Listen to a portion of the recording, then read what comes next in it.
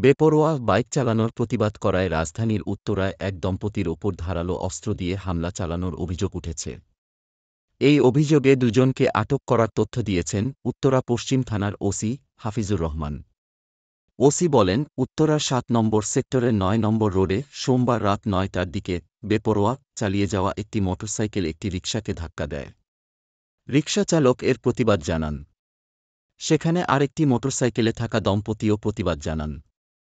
এরপর রিকশায় ধাক্কা দেয়া বাইকের আরোহীরা তাদের হুমকি দেয়। তারা ফোন করে আরও দু-একজনকে ডেকে আনে। এরপর সেখানে তারা অস্ত্রসহ ওই দম্পতির ওপর চড়াও হয়।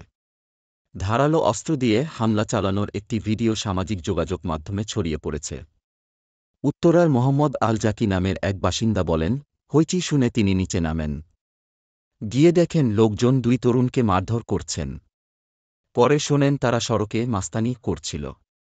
রাত ৯টা থেকে ৯:৩০টার মধ্যে ঘটনাটি ঘটে বলে মন্তব্য করেন তিনি।